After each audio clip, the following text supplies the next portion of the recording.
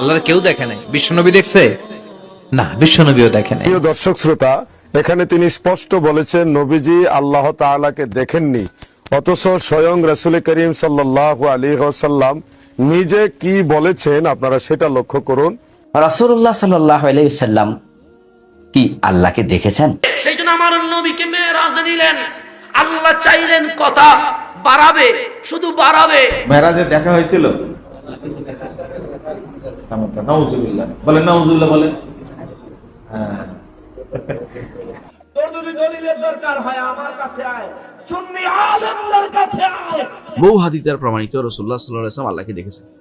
মহানবী সাল্লাল্লাহু আলাইহি ওয়াসাল্লামের মেরাজে কি আল্লাহ তাআলাকে দেখেছিলেন? মুহাম্মদ সাল্লাল্লাহু আলাইহি ওয়াসাল্লাম ১,৫০০ বছর আগে ধুলক বুলক ছাড়িয়ে সাত আকাশ পাড়িয়ে সিদরাতুল মুনতাহার উপরে লা মাকান ও লা জামানের উপরে ৭০,০০০ নূরের পর্দা পার হয়ে আল্লাহর আরশে আজিমে যে চর্ম চোখে আমার আল্লাহকে দেখেছে, আর কারো পক্ষে সম্ভব হয় নাই। আমরা আল্লাহকে চর্ম চোখে দেখবো, তবে জান্নাতে। কোথায়? কিন্তু স্বপ্নে দেখাও তো কম কথা না। হ্যাঁ, দুররে মুখতার, যেটা আমরা হানাফিগণ ফতোয়া ডিপার্টমেন্টে পড়াই, দুররে মুখতার, যেটা ফতোয়া স্বামীর মাতান। দুররে মুখতারে ইমামে হাসকাফি লিখেন ইমাম আজমের ব্যাপারে, ইন্নাহু রাআ রাব্বাহু মিআতা মাররাতিন ফিল মানাম। স্বপ্নে আবু হানিফা আমার আল্লাহকে ১০০ বার দেখেছেন, আহমদ বিন হাম্বল ৯৯ বার দেখেছেন, আওজাঈও দেখেছেন। আওজাঈ স্বপ্নে আল্লাহকে দেখলেন। আল্লাহ তাকে বললেন, আনতাল্লাযী তা'মুরুন নাসা বিল মা'রুফ ওয়া তানহা আনিল মুনকার। তুমি কি সেই আমার বান্দা? আল্লাহ তো সব জানেন। তুমি কি আমার সে বান্দা যে মানুষকে সৎ কাজে আদেশ করো আর অসৎ কাজে বাধা দাও?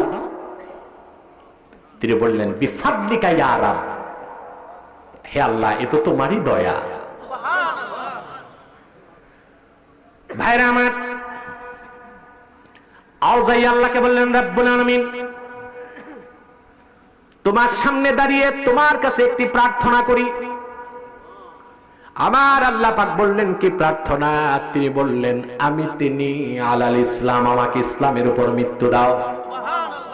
তৎক্ষণাৎ আমার আল্লাহ রাব্বুল আলামিন ডেকে বললেন, শুধু ইসলাম নয়, বলো আলা সুন্নাহ, আমার নবীর সুন্নতের উপর মৃত্যু চাও।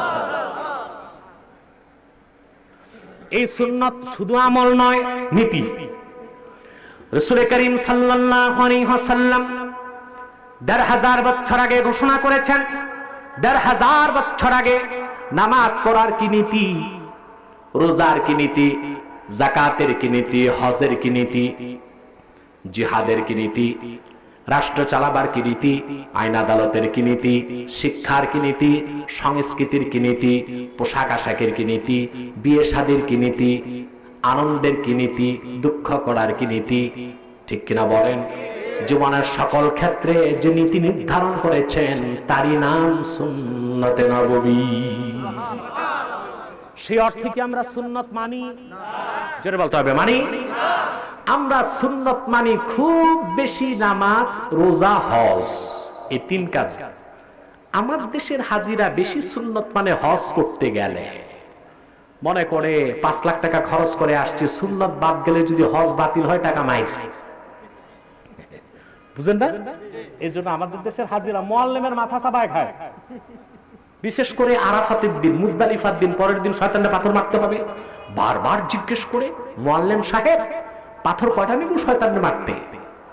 বলে ৩ দিনের জন্য মোটুন ৫০টা নিয়ে নেন। কথা বুঝতে পারছি? কত পাথরের সাইজ কি হবে? বলে এক একটা মুড়ির সমান। ধর্ম কয় আঙ্গুলে? ৩ আঙ্গুলে। চিন্তা করছে, শয়তানরে পাথর মারার ক্ষেত্রে সুন্নত তো বড় জিনিস, মুস্তাহাবও ছাড়ে না। ওই হাজি দেশে এসে মিনার শয়তানের চেয়ে বড় বড় শয়তানের তাবেদারি করে, ঠিক না? করে কিনা? হ্যাঁ, একটা সুন্নত বাদ দেয় না হজ করতে গেলে, আর দেশে এসে মিনার শয়তানের চেয়ে বড় বড় শয়তানের তাবেদারি করে। ওটার হাজি থাকে না, ১ নাম্বার পাজি হয়ে যায়, ঠিক কিনা বলে? আল্লাহ মাফ করুক। আমরা সুন্নত মানে নামাজে, রোজায়, হজে, যাকাতটাও সুন্নত তরিকায় দেই না। দেই? রাসূলুল্লাহর নির্ধারিত নীতি সুন্নাত পন্থার যাকাত হলো যার কাছে 1 লক্ষ টাকা গচ্ছিত আছে, ওয়াহালা আলাইহিল হাউল, 1 বছর যদি ঘুরে 2500 টাকা তারে যাকাত দিতে হবে। কত? এই নীতিতে কয়জন যাকাত দেয় ঢাকা শহরে? ইসলামী অর্থনীতিবিদদের মতে যদি কোরআন সুন্নাহ মোতাবেক ঢাকা থেকে যাকাত আদায় হতো, 1 রমজান মাসে 18 থেকে 19,000 কোটি টাকার যাকাত আদায় হতো। কত? 1 বছরে, 1 সিজনে। বাকি 5 বিভাগ তো আছেই।